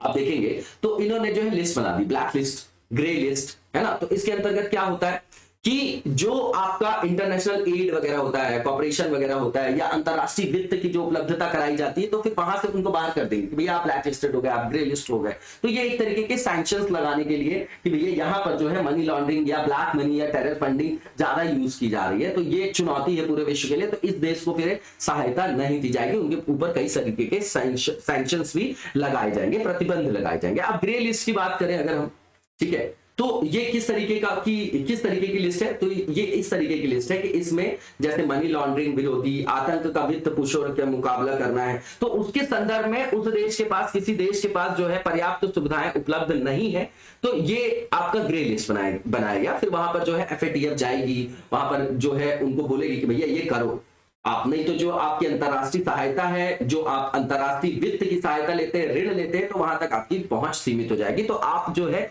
इस तरीके की चीजों के लिए आप किस तरीके के कठोर कानून बनाते हैं, उसको किस तरीके से इंप्लीमेंट करते हैं, और ये समस्याएं जो आपके यहाँ है इसका समाधान नहीं करते, तो आपको हम ग्रे लिस्ट में डाल देंगे, फिर आपको फंडिंग नहीं मिलेगी जो भी सहायता वगैरह मिल रही है, ठीक है। अब पाकिस्तान को तो कई बार इस लिस्ट में डाला जाता है, हम लोगों ने रेगुलर करंट पे जो है चर्चा भी की है ना। अभी जब 2021 चल रहा था तब भी ये चर्चा में थे, 20 में भी रेगुलर ये चर्चा में रहते हैं, तो ये प्रीलिम से पूछा भी जा सकता है। अब ऊर्जा के बारे में चर्चा है, तो अभी कॉमन ई ऑक्शन विंडो जो है ना, सेक्टर स्पेसिफिक जो ऑप्शन होता था, सेक्टर स्पेसिफिक होता था, पहले कैसा होता था, सेक्टर स्पेसिफिक आपका ऑप्शन होता था, तो उसकी जगह अब ई ऑप्शन विंडो की बात की गई। नॉर्मल सी चीज है, यहाँ पर कैबिनेट ने अप्रूव कर दिया किसको, कोल के लिए बात करें, कोल कंपनीज की बात आएगी यहाँ पर, ठीक है। अब यहाँ पर समझिएगा कि हमारी ऊर्जा उत्पादन जो जितनी भी इलेक्ट्रिसिटी जैसे हम जनरेट कर रहे हैं ना, तो ऊर्जा उत्पादन में आज भी जो है लगभग 40-50% योगदान किसका, कोयले का, है ना। भला उससे पॉल्यूशन होता है, लेकिन उसमें जो है सबसे बड़ा ऊर्जा का स्रोत पूरे विश्व में भी कोल ही है अभी, ठीक है। अब हम शिफ्ट कर रहे हैं रिन्यूएबल जो भी आपके रिसोर्सेज उनकी तरफ, ठीक।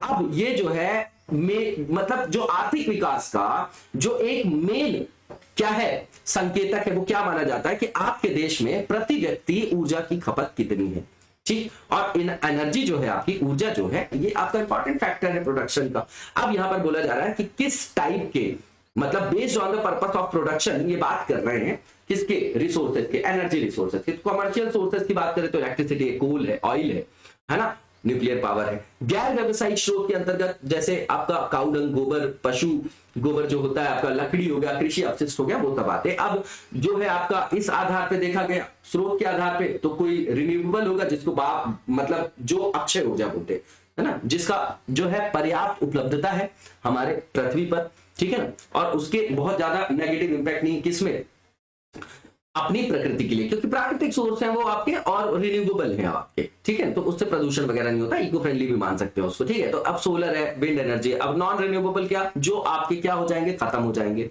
है ना, परंपरागत और अपरंपरागत, गैर परंपरागत, इस तरीके से भी वर्गीकरण किया जाता है, देख जाएगा। तो इसमें क्या आएगा, फॉसिल फ्यूल्स आएंगे, पेट्रोल है, डीजल है, केरोसिन है ना। अब यहाँ पर ये बोला जा रहा है कि हमारे यहाँ समावेशी जो आर्थिक विकास करना है सतत रूप से, उसके लिए क्या करना पड़ेगा हमको, कि विद्युत क्षेत्र जो है उसकी इंपॉर्टेंस बहुत ज्यादा है, तो उसको प्रायोरिटी में रखना पड़ेगा, ठीक है। और ऊर्जा जो है भारत के विकास के लिए वैसे भी आवश्यक है, इसलिए हम एनर्जी सिक्योरिटी के लिए लगातार इनिशिएटिव्स भी लेते रहती है हमारी सरकार। और कोयला जो है भारत में ऊर्जा का सबसे बड़ा स्रोत है, ये याद रखिएगा, नॉर्मल से पॉइंट है। अब क्लासिफिकेशन कोल का, तो भैया एंथ्रेसाइट सबसे अच्छी क्वालिटी का होता है, ठीक है ना। ये कहीं पर पाया जाता है कि बताइए, कालाकोट, निचोम, ये जो एरिया है जेएनके वाला, वहां कहीं पाया जाता है एंथ्रेसाइट कि नहीं पाया जाता है हमारे भारत में, बताइए जरा। तो ये बेस्ट क्वालिटी का कोल है, हाईएस्ट कैलोरीफिक वैल्यू होती है, 80 से 95% कार्बन कंटेंट होता है। सेकंड नंबर पे आता है जो क्वालिटेटिव एस्पेक्ट में बात कर रहे हैं ना, कार्बन कंटेंट के आधार पे यहाँ पर क्या किया गया, क्लासिफिकेशन किया है। बिटुमिनस की बात करें तो लो क्वालिटी होता है ये आपका, किसमें, विद रिस्पेक्ट टू, कंपैरिजन में बात कर रहे हैं किससे, एंथ्रासाइट से, ठीक है ना। 60 से 80% इसमें कार्बन कंटेंट होता है और हायर इसकी भी कैलोरीफिक वैल्यू होती है। लिग्नाइट की बात करें तो उससे भी स्तर खराब, इसमें 40 से 55% कार्बन कंटेंट और इसमें मॉइस्चर कंटेंट ज्यादा होगा, तो ये जो जलता है ये, तो इससे धुआं ज्यादा, तो ज्यादा प्रदूषण होगा। पीट की बात करें तो सबसे कम कार्बन कंटेंट है, इसकी सबसे कम कैलोरीफिक वैल्यू भी है और ये लकड़ी की तरह जलता है, ठीक है ना। अब सिग्निफिकेंस कोल की बता रहे हैं पूरे वैश्विक संदर्भ में, है ना, वैश्विक संदर्भ में, तो भैया सबसे ज्यादा एबंडेंट है ये, और जो इसका उपलब्धता है ना, डिस्ट्रीब्यूशन जो है ना, फॉसिल फ्यूल्स के अंतर्गत देखा जाए तो सबसे ज्यादा उपलब्ध संसाधन जो है उसके अंतर्गत इसको माना जाता है, ठीक है ना। और अभी जो इसकी उपलब्धता है तो अगले 150 साल तक और भी कर सकते हैं इसका कंजम्पशन। और ये ऐसा एकल स्रोत है एनर्जी का, इलेक्ट्रिसिटी प्रोडक्शन का, कि पूरे ग्लोबल जो वैश्विक आधार पर जो ऊर्जा का उत्पादन किया जाता है, किस ऊर्जा का, विद्युत ऊर्जा का, तो उसमें 42% अकेला कोयले के द्वारा किया जाता है, ठीक है। अब यहां पर जो कोल फायर्ड पावर प्लांट है, ये लगभग जो आपका क्लाइमेट चेंज के अंतर्गत हम CO2 एमिशन की बात करते हैं, उसमें जो इनका अकेले का योगदान है 28% है, ठीक है। अब इसके बाद यहां पर बताया जा रहा है कि पूरे के पूरे औद्योगिक क्षेत्र के अंतर्गत देखा जाए, हम लोग देखें अगर, तो पॉल्यूशन की बात करें तो 60% जो PM एमिशन होता है, पर्टिकुलेट मैटर जो स्थायी रूप से वायुमंडल में छोटे छोटे कणों के रूप में फिर विद्यमान रहते हैं, उससे बहुत सारे हेल्थ को क्या होता है, नेगेटिव क्या पड़ता है, इंपैक्ट पड़ता है हेल्थ पे, है ना, रेस्पिरेटरी सिस्टम में और भी बहुत सारी प्रॉब्लम्स। PM एमिशंस की बात कर रहे हैं तो ठीक है, कितना, 60%, 45 से 50% SO2 एमिशन, उसके बाद 30% नाइट्रस ऑक्साइड। तो क्या ये जाके कहीं ना कहीं जो आपका एसिड रेन वगैरह होती है उससे भी कनेक्ट होगा क्या, बिल्कुल होगा। उसके बाद 80% जो मरकरी एमिशन होता है, ये सब किससे बता रहे हैं, कोल से, ठीक। तो कोल बेस्ड जो पावर प्लांट है उससे ये होता है, तो कहीं ना कहीं ये जो है ग्लोबल वार्मिंग को बढ़ाने में क्या कर रहा है, इसका योगदान है बहुत ज्यादा। अब यहाँ पर सिग्निफिकेंस कोल की इंडिया में बता रहे, तो भैया अभी भी जो हमारी 50% नीड है कमर्शियल एनर्जी की, वो फुलफिल होती है हमारी किससे, 50% कमर्शियल एनर्जी की जो नीड है वो फुलफिल होती है किससे, कोल से। और जो 70% इलेक्ट्रिसिटी हमारी जनरेट हो रही है, कितनी, 70% आज भी थर्मल बेस्ड है, ठीक है ना। और सेकंड लार्जेस्ट प्रोड्यूसर भी है हम कोल के, है ना, चाइना के बाद। और यहां पर ये जो आप कोल से ये चर्चा करके बता रहे हैं कोल से कि 61% जो है, ठीक है ना, टोटल ग्रिड का, ठीक, जो इंस्टॉल कैपेसिटी की बात करें तो वो जो है इसकी क्षमता के अंतर्गत बताया जा रहा है कि भारत में जो कुल ग्रिड से जुड़ी संस्थापित क्षमता है वो 61.4% है। तो बता रहे हैं कि भैया इतनी ग्रिड है तो इसके लिए तो हमको रिसोर्स की जरूरत है और कोयले की तो आवश्यकता है ही है। हम यहाँ पर कोल की महत्ता बता रहे हैं, ठीक है ना, 1-2 पॉइंट होना चाहिए हमारे लिए। फिर उसके बाद नीड क्या है हमारी कोल बेस्ड एनर्जी की, तो भैया भारत जो है SDG के अंतर्गत क्या है, हस्ताक्षर करता है, हम उसके अंतर्गत सम्मिलित हैं। तो जो बेसिक एनर्जी जो है सबके लिए उपलब्ध हो तो वो भी तो इंक्लूड है उसे इनके अंतर्गत, इसलिए इंपॉर्टेंट है। दूसरा, भारत जो है ये कमिटेड है कि सभी को वहनीय संदर्भ में ऊर्जा मतलब जो इलेक्ट्रिसिटी है, बिजली की पहुंच सुनिश्चित की जाएगी सभी फैमिलीज को, ठीक है ना। तो कोल बेस्ड जो एनर्जी है वो आपकी लागत प्रभावी होती है, चीपर भी होती है जो अदर फॉर्म ऑफ एनर्जी है उसके हिसाब से। तो इसके लिए भी हमारे लिए इंपॉर्टेंट है कि हम जो है इस तरीके का काम करें। अब चुनौतियां क्या है, ठीक है ना। तो पहला तो क्लाइमेट चेंज से आप जोड़ के देख ही लेंगे। दूसरी चीज, भारतीय जो हमारे यहाँ कोयला है उसमें जो राख की मात्रा ज्यादा होती है, लगभग 40%,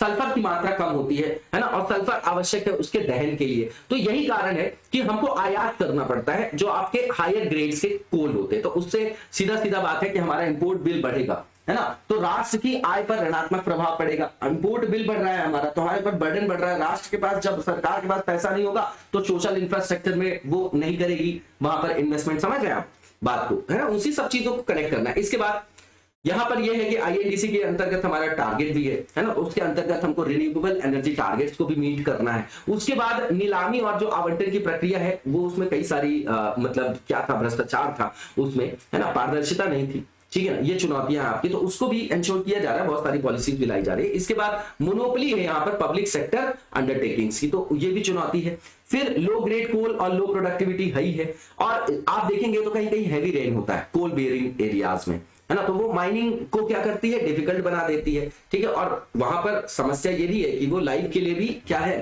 थ्रेटनिंग वाला, मतलब वहां पर जीवन के लिए भी खतरा उत्पन्न हो सकता है। फिर यहाँ पर माइनिंग का भी, ओपन कास्ट माइनिंग होती है, उसके भी जो है बहुत सारे साइड इफेक्ट देखे गए हैं, है ना। कोल माफिया वगैरह भी हैं, बहुत सारी चीजें यहाँ पर, क्योंकि कोल जो बाजार है आपका फ्रेगमेंटेड है, ठीक है ना, खंडित है, विनियमित है। और इसमें जो है एक ही ग्रेड के कोयले के लिए कई कई बार ऐसा होता है कि फ्रेगमेंटेड, जैसे मार्केट है, कोल मार्केट फ्रेगमेंटेड है, तो आप समझिएगा कि सेगमेंट बेस्ड है, मतलब क्या है, विखंडित है। तो वहां पर अलग अलग दरें एक ही ग्रेड के कोल के लिए देखने के लिए मिलती है। तो भैया ये भी तो आपका यूनिफॉर्मिटी नहीं है आपकी, ठीक है। तो यहां पर क्या होता है, दर जो आपकी अलग अलग होगी तो उससे यहां पर कोयले बाजार में विकृतियां उत्पन्न होगी, ठीक है। तो सीधी बात है कि समय की मांग यह है कि कोयले का जो ट्रेडिशनल हम कंजम्पशन कर रहे थे, ट्रेडिशनल यूज कर रहे थे, उससे हटकर हमको क्लीन जो आपकी कोल टेक्नोलॉजीज हैं उसकी तरफ हम अपना कदम बढ़ाएं और वहां पर जो है उस तरीके से काम करें। गवर्नमेंट के इनिशिएटिव्स क्या है, सीधी बात है, कोल लिंकेज पॉलिसी लाई गई थी, ठीक है ना। ये क्यों लाई गई थी कि जो आपकी डिस्कॉम कंपनियां, विद्युत कंपनियां हैं, उनके लिए जो है कोयले को जो ये योजना लाके लॉन्ग टर्म बेसिस पे उसको क्या करना था, नीलामी करना था। और जो आपका इंपोर्ट करते हैं हम कोल, उस पर हमारी डिपेंडेंसी को कम करना था। नॉर्मल सी चीज है। तो इससे क्या करते हैं हम कि घरेलू जो हमारी मांग है उसको भी फुलफिल कर पाते हैं, और जो इंटरनेशनल जो कीमतें हैं उसमें जो उतार चढ़ाव होता है, उसमें जो दोनों, उसमें बहुत ज्यादा क्या होता है, उतार चढ़ाव, है ना, फ्लक्चुएशन रहता है। तो उस समस्या को भी समाधान यहां से हो जाएगा। अंतरराष्ट्रीय कीमत में अगर फ्लक्चुएशन हो रहा है उससे दिक्कत नहीं है, क्योंकि हमारे डोमेस्टिक हम क्या करेंगे, वहां पर हम अगर पूरी प्रोडक्टिविटी से अपने यहां जो उपलब्ध कोयला उसका यूज करेंगे तो कहीं ना कहीं हम क्या करेंगे, इंपोर्ट को भी कम कर लेंगे। तो अंतरराष्ट्रीय निर्भरता भी कम होगी, जो आयात कर रहे हैं उसके बाद हम घरेलू आपूर्ति भी कर पाएंगे। शक्ति जो स्कीम थी ये आपका इसलिए था कि कोयले के अंतर्गत ट्रांसपेरेंसी लाना है एलोकेशन के लिए, ठीक है। इसमें क्या करना है कि जो डिफरेंट आपके कोल यूजिंग थर्मल पावर प्लांट है तो उनको किस तरीके से एलोकेट किया जाए, तो ट्रांसपेरेंट मैनर में किया जाना है ना। शक्ति पॉलिसी नाम रखा गया था इसका। और इसके बाद जो है यहाँ पर ये बोला जा रहा है कि यहाँ पर ओपन मार्केट का एनवायरमेंट लाना है, ठीक है, ताकि वो रीपे भी कर पाए जो पावर कंपनीज है अपना लोन वगैरह। आप देखेंगे कि यहाँ पर सब्सिडी दे देती है गवर्नमेंट। दिल्ली में देखिए आदमी सिंह खुश हो जाता है कि पानी और बिजली फ्री हो गई तो वोट देके क्या है, जिता दो किसी को। मैं किसी भी पार्टी का पर्सनल ना तो क्या हूं, समर्थक हूं ना विरोधी हूं, इस चीज को समझिएगा आप लोग, पर्सनल मत ले जाइएगा। तो जो पार्टी बनी आम आदमी पार्टी, तो उसमें बिजली का बिल जो है वो क्या कर दिया, बहुत कम कर दिया। पानी जो है बोले इतना फ्री कर देंगे। तो आप समझिए उसका पूरा बर्डन किसके ऊपर आया, एनटीपीसी के ऊपर आया। हाँ, अब आप देखिए उसके ऊपर कितना बड़ा डेप्थ है। तो वो सब ये पॉपुलिस्ट अप्रोच होती है ना। अब यहाँ पर ये देखिए कि यहाँ पर इंडिपेंडेंट पावर जो प्रोड्यूसर्स हैं, है ना, अब इस प्राइसिंग वगैरह कैसे होती थी, तो पहले उनके विवेक का आयाम था ये। तो इन्होंने बोला नहीं ऐसा नहीं होगा, ये अपने विवेक से आप तय नहीं करोगे, आप किस प्रणाली को अपनाओगे, वही एडम स्मिथ वाली बाजार आधारित मूल्य निर्धारण, उसकी शुरुआत करना, उसकी वो भी इसमें क्या है, संपृक्त है, वो भी आपका डायमेंशन इसके अंदर, किसके, शक्ति के अंतर्गत। इसके बाद मिनरल लॉज में अमेंडमेंट किया गया था, है ना। तो उससे ये इनिशिएटिव्स क्यों लिए गए, इसीलिए कि इस सेक्टर में भी हम क्या करें, सुधार करें। पहले क्या होता था, जैसे एक खनिज का आपने ले लिया, है ना, जब आपकी नीलामी हो रही है तो आपको आवंटित हो गया, तो दूसरा खनिज नहीं निकाल सकते आप, ठीक है ना। तो ये सब जो है ये आपका मिनरल लॉज अमेंडमेंट एक्ट आया गया, है ना। तो अभी 2020 में जो आया उसमें अमेंडमेंट किया गया कि किस तरीके से जो ब्लॉक्स है आपके कोल ब्लॉक्स, है ना, तो वहां पर एलोकेशन कैसे करना है, लीज कैसे देना है वहां पर, ठीक है। ठीक है, तो वो भी यहाँ पर क्या है, इससे भी सुधार किया जा रहा है। ये गवर्नमेंट के इनिशिएटिव्स की बात कर रहे हैं। अब आगे का रास्ता क्या है, तो पहली चीज तो ये कि हम स्वदेशी आयाम पर जो मैन्युफैक्चरिंग हमारी कैपेबिलिटी है उसको क्या करें, वैश्विक स्तर से, वैश्विक मानकों से संदर्भित करें, ठीक है ना, और जो भी हमारे पास संसाधन है उसका हम ऑप्टिमम यूज कर सके। ठीक, अब यहां पर ये बोला जा रहा है कि जो हमारे अभी थर्मल पावर प्लांट है वहां पर हम नई टेक्नोलॉजीज को अपनाएं और उसको इको फ्रेंडली भी बनाएं, उसको एफिशिएंट भी बनाएं। ठीक है, इसके बाद जो भी आपके पुराने हैं उसको स्क्रैपिंग में डाला जा सकता है, स्क्रैपिंग किया जा सकता है वहां पर जो 25 साल पुराने हैं, क्योंकि वो क्या है, इनएफिशिएंट है और बहुत ज्यादा पॉल्यूशन भी कर रहे हैं। इसके बाद यहाँ पर जो इंपोज कर सकते हैं इनएफिशिएंसी टैक्स, है ना, पावर जनरेशन में गवर्नमेंट ऐसा बोल रहे हैं ये। और यहां पर यह भी बताया जा रहा है कि अल्ट्रा सुपर जो क्रिटिकल प्लांट्स हैं जो हायर एफिशिएंसी पे काम करते हैं उनको कमर्शियलाइजेशन किया जा मतलब उनका वाणिज्यीकरण किया जाना चाहिए, कमर्शियलाइजेशन उनका किया जाना चाहिए। ठीक है, और वहां पर नॉर्म्स बनाए जाने चाहिए कि भैया सल्फर डाइऑक्साइड का एमिशन इस स्तर से ज्यादा ना हो, नाइट्रस ऑक्साइड का एमिशन इससे ज्यादा ना हो, है ना, जो आप वाटर कंजम्पशन कर रहे हैं वो बहुत ज्यादा ना हो, है ना, ये आपका इको फ्रेंडली एस्पेक्ट है जो वहां पर एम्बेडेड किए जाने की जरूरत है। इसके बाद कार्बन कैप्चर और स्टोरेज भी किया जा सकता है ना, कोल गैसिफिकेशन वगैरह भी आप लोगों ने सुना होगा। तो इन सब जो है टेक्नोलॉजीज का यूज करके क्या करेंगे हम कि जो CO2 एमिशन है उसको कम कर पाएंगे। अभी बहुत सारी जो टेक्नोलॉजीज यूज भी किया जा रहा है जहां पर इसको कन्वर्ट किया जा रहा है CO2 एमिशन को, किसमें, baking soda, urea, plastic, chemicals और भी प्रोडक्ट्स को बनाने के लिए, है ना, जो आपका क्या करेगा, डिकार्बोनाइजेशन भी करेगा और प्रॉफिट भी देगा। ठीक है, इसके बाद यहां पर सेस को भी बढ़ाया जा सकता है, ऐसा बोल रहे हैं, ताकि क्लीन एनर्जी फंड बनाया जा सके। ई ऑप्शन को आपको प्रमोट करना है, ठीक है ना, और सिंगल जो है आपका एक ई प्लेटफॉर्म होगा तो उससे ट्रांसपेरेंसी और अकाउंटेबिलिटी बढ़ेगी। ठीक है, नॉर्मल सी चीजें इस पॉइंट को पढ़ जाएगा। इसके बाद आगे की ओर चलेंगे और जो नेक्स्ट फेज है हमारा वो एमसीक्यू से रिलेटेड है। और जो पहला हमारा एमसीक्यू है यहाँ पर, इसमें सिल्वर लाइन प्रोजेक्ट है ना, काफी बार ये चर्चा में आया है लगातार, तो इसके बारे में स्टेटमेंट दिया गया, बताना है कि कौन सा ट्रू है। तो पहला ये कि ये कहां पर है, लोकेटेड है, किससे एसोसिएटेड है, तो भैया केरला से। दूसरा बिल्कुल ठीक है, दूसरा 532 किलोमीटर लंबा है ये। इसका एम क्या है, तो कनेक्ट करना है मेजर डिस्ट्रिक्ट्स को, टाउन्स को, है ना, सेमी हाई स्पीड ट्रेन के द्वारा। ठीक है, ये तीसरा स्टेटमेंट भी ठीक है। और ये ज्वाइंट वेंचर है किसका, केरला गवर्नमेंट का और मिनिस्ट्री ऑफ रेलवे का। तो चारों के चारों स्टेटमेंट आपके बिल्कुल ठीक है, इसका आंसर आपका ऑल ऑफ द अबव हो जाएगा। इसके बाद जो नेक्स्ट क्वेश्चन है हमारा, यहाँ पर जो शिक्षा की वार्षिक स्थिति है, ठीक है ना, ऐसा रिपोर्ट वगैरह भी आप लोग सुनते होंगे। तो यहाँ पर जो annual status of education report है ना, उसके बारे में स्टेटमेंट दिए गए, बताना है कौन सा ट्रू है। तो पहला ये है कि नेशन वाइड सर्वे है, बिल्कुल ठीक बात है, रूरल एजुकेशन और लर्निंग आउटकम्स से रिलेटेड। अब हम लर्निंग आउटकम्स पे फोकस्ड है, ठीक है ना, in terms of reading and arithmetic skill, बिल्कुल ठीक है पहला स्टेटमेंट। दूसरा ये है कि ये जो एनजीओ है कौन इसको परफॉर्म करता है, नाम है उसका प्रथम। ठीक है ना, 15 सालों से किया जा रहा है ये सर्वे और ये डेटा हम यूज भी करते हैं अपने आंसर राइटिंग में भी। ठीक है ना, और ये जो सेंसस यूज कर रहा है सैंपलिंग करने के लिए, वो कौन सा सेंसस यूज कर रहा है, 2011 का, क्योंकि 21 का तो आया नहीं। ठीक है ना, आना है 10 की वाला जो जनगणना है, लेकिन अभी आई नहीं। और जो 16वां एडिशन है एएस, जो एसर रिपोर्ट बोलते हैं इसको, annual status of education report, ये रिलीज की गई कब, 2021 में। तो चारों के चारों जो स्टेटमेंट है बिल्कुल ठीक है, करेक्ट ही पूछा जा रहा था, तो इसका आंसर आपका ऑल ऑफ द अबव ए हो जाएगा। इसी के साथ आज के वीडियो को यहीं पर विराम देंगे और आप सभी को शिवरात्रि की, महाशिवरात्रि की बहुत सारी शुभकामनाएं। तो कल मिलते हैं, नेक्स्ट वीडियो में हम मिलेंगे, वहां पर अपने वीडियो को, अपनी सीरीज को कंटिन्यू करेंगे। तब तक लगातार जबरदस्त तरीके से पढ़ते रहिए और आगे बढ़ते रहिए। Thank you so much, best of luck.